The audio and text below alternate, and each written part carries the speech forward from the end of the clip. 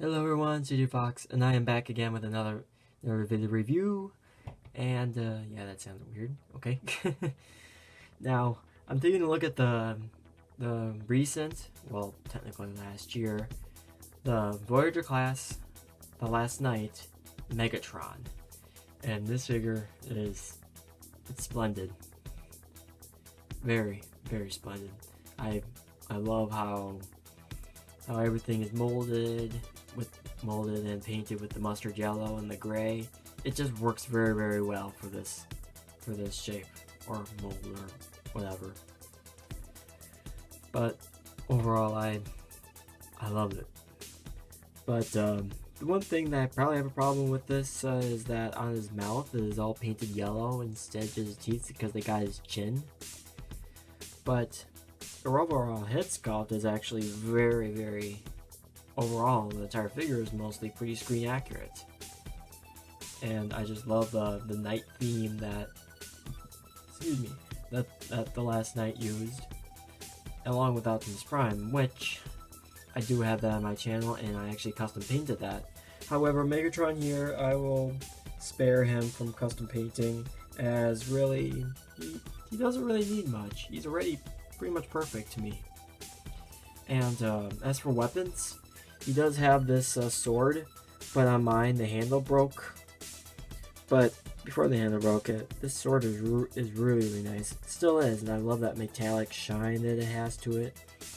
Like not the paint, but it's like molded in this metallic plastic. But also, it's somewhere near the helm, there is a red translucent piece of plastic where if you put light through it, it will shine. Just like in Megatron's head, which things where it shines through is actually integrated in his head. It looks like those, those streaks that Quintessa put on Megatron. And so it kind of closes his eyes and kind of gives a cool effect to it. So, and also this figure is posable, but not as posable as I like it. He has a ball joint at the head. He can look right and left, look up that far, and look down not too far. The arms can rotate 360 degrees. This little piece right here moves out so you can move out his arm. He has a bicep swivel. About, a little over 90 degrees of bend at the elbow. And nothing at the wrist other than forward movement because that's due to transformation. And his arm cannon. I really want to talk about this. Finally, after since over 10 years, we finally got a gun, an arm cannon on a movie Megatron. I mean, seriously, Michael Bay, it took you the first 4 movies and the fifth movie to finally give him an arm cannon.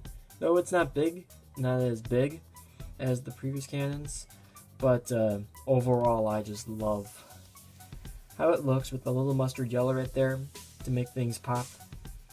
And yeah, it's cool. It's about time.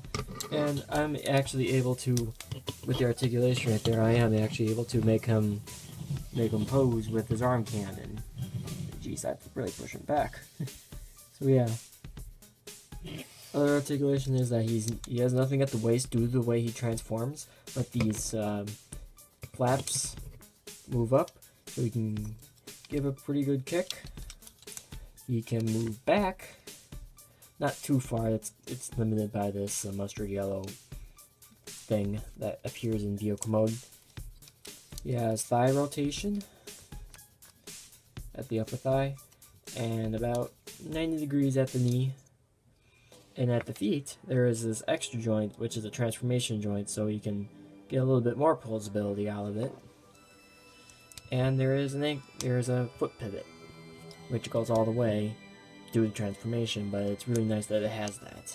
So we can make a couple of good dynamic poses, like pointing and shooting. Ooh, that was good. That looks like a really good pose. Anyway, I'll stop talking about his robot mode because that's pretty much it on the cover. Oh, speaking of which, weapon storage. This can tab onto his back, and that's my stupid watch. My watch goes off every hour, makes that beeping noise, and that's annoying. Anyway, instead of talking about the robot, let's get into his vehicle mode right about now. So here is his jet mode. Now I don't have a stand, so I will have to hold him. So yeah, deal with it. Overall, I love this jet mode. It barely fits in my little screenshot here because I have to bring, my desk is not that wide, so I kind of have to set it pretty far back. So yeah, I really love how the cockpit right there has that translucent red in there, but it has the painted mustard on top of the actual, like, I can tell that this was actually supposed to be red, but when they painted that, actually that looks actually pretty nice. And if you remove the wings and make it more skinny, it'll look like the submarine from 20,000 Leagues Under the Sea. So yeah, I forgot to tap this in. There we go. And overall, this jet mode is just fantastic. Even though it has quite a bit of kibble on the underneath, especially around where the arm assembly is, and but it doesn't bother me because I like it. Like the thrusters are all right here, nicely molded. The wings have that have a mustard line all the way across it, and that's really neat. The thrusters are the air intakes technically, even though these look like rocket thrusters. But why are the rocket thrusters facing toward the front? That's kind of odd. So technically those make those air intakes, I think, but I don't know what the heck that is. It looks to me that looks like a V8, like an engine, even though this is a jet. Why would a jet have engine blocks? I don't know. It's how the designers made it, but overall it does give it a little bit of, with the mustard paint, it kind of does break up all this dark gray all over the place. And I love this jet mode. And I believe some reviewers have mentioned that there's the hole right there where you put your stand if you have one. I do not, so once again, like I said before, but this jet mode is pretty darn cool. And for weapon storage with my broken sword, it can tab in right on top of the jet. If it didn't break, it actually would blend in, but nah, it doesn't work like that anymore. Whereas the only other place is right here, but it conflicts with the handle, so yeah. It's pretty cool. I like it. I dig it. So this pretty much sums up my review video for the Last Night Voyager class of Megatron.